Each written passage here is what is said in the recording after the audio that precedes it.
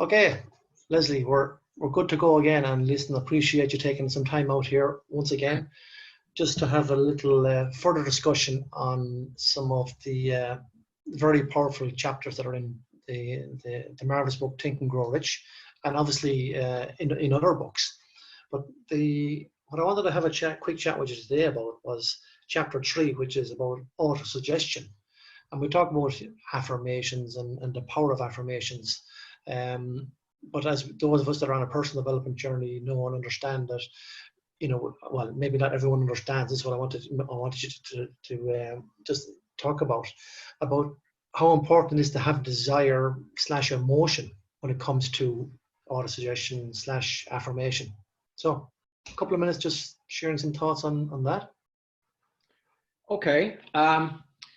Well, when people, many people hear the word affirmation, they kind of think of that wishful thinking type of thing where they write something on a post-it note and stick it to their bathroom mirror or to the refrigerator door or whatever. And it's just some, kind of fancy words about what I would like to have in my life or whatever. But it's really much more important than that, I think, to understand the depth of what Hill refers to as autosuggestion. I think he says it's the agency through which we may voluntarily feed information into our subconscious mind through conscious choice. In other words, we're telling our subconscious mind what to believe about ourselves. Affirmations are a very, very powerful way to tell yourself about yourself, the story that you tell yourself. And we all do that all day long, every day, through our subconscious. So if we take a look at what we feed into our subconscious, so it generates our reality picture for ourselves, it becomes very important to understand what we're saying to ourselves. The word affirmation is very important to understand, I think, because it's just so used widely that people really don't think about what it means. But to affirm means to attest, which means to speak the truth, to assert, to declare, to aver, to proclaim, to avow, and to certify, right? So when you are affirming to yourself, when you're making that I am statement, which is, the two most powerful words that a human being can say, I am. Not just I am Leslie, for example, but I am whole, perfect, strong, powerful, loving, charismatic, healthy, wealthy, wise, grateful, joyful, whatever it is that you want to affirm for yourself. These I am statements are the most critical things you can do to yourself, for yourself. So it's really like asking yourself, what are you telling yourself about yourself? What are you affirming to be true about yourself? What are you proclaiming to the world about yourself? So those I am statements are very important. And Hill in this chapter talks about the importance of writing these things down and then repeating them to yourself out loud, first thing in the morning and last thing at night. And the importance of doing this, he gets into it a little bit more in the book about stilling the mind at times when you want to most impress yourself. And we have to remember the age in which he wrote the book, which is 100 years ago, almost 80 years ago. Stilling the mind, getting into that meditative state or that alpha state that you are in when you first wake up in the morning or just before you go to sleep as you're falling asleep. And when you are in practicing meditation, if you are making your affirmations in that state, they are much more effective. They get more easily impressed into the subconscious. Now, you mentioned attaching emotion.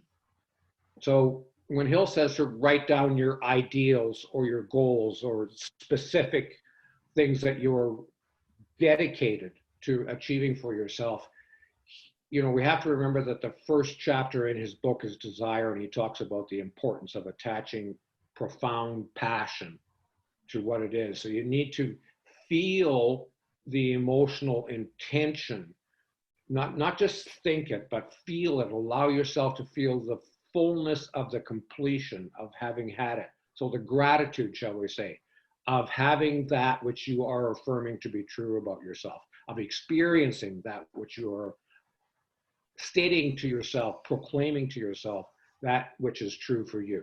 Okay, so when you say, I am successful, and he focuses in Think and Grow Rich a lot about money and business success and things like that, but it applies to all areas of life, right? When you are immersed in the emotion of feeling, the intensity of that feeling, that gratitude of having that state which you are saying to yourself, I am, then that makes the biggest lasting impression on your subconscious mind, and consequently your subconscious mind is always working to bring that out into your reality picture. Is that what you meant? Absolutely, yeah. It's no, look, you have a unique gift of being able to bring, a smorgasbord of information down very succinctly, and I think that's, you nailed it. So really appreciate you giving us those little nuggets around chapter 3, because it is a very powerful one. So, can I add one thought, Declan? Absolutely. All right. So affirmations are not just the things that we say to ourselves and the things that we write down. We need to think about total congruity in the way we go about living our lives. So, the integrity, if you will, of saying something and then doing something that is in integrity with that. All right. So you need to have a congruity with everything that you say, everything that you do. In other words, you speak your truth, you live your truth, right? Say what you mean what you say, all of that. You act in congruity with what you're saying to the world, right? If you are saying one thing to yourself and acting opposite to that, then you are affirming the opposite, right? Because you're not really acting in congruity. So you have to tell yourself who you are, what you're about, and you need to act in congruity with that. Yeah, great stuff. And something that's just come to mind again, and it was on a recent webinar that you did, or call you did, was when people start working on AutoSuggestion / affirmations, and that little voice comes into their head, like, I am healthy, I am powerful, I am wealthy, and the little but comes in. Yeah, well, those little buts are like critically important, because when you say, like, I am wealthy, right, and the little but comes up and says, yeah, but you don't know where your next mortgage payment's going to come from, right? Okay, those little buts are your subconscious mind telling you what program it has running. Okay, that is the subconscious saying to you, yes, but you can say, yeah, this nice thing about yourself, but yes, but this is the real deep messaging that's buried in the subconscious. And so you have a clue, a very specific clue about what it is you need to work on, what messaging your subconscious is running in the background 24/7, and how you need to tell it that there is a new reality picture that you are creating for yourself. So that's why you do affirmations in the first place, is to identify those impediments that you have subconsciously.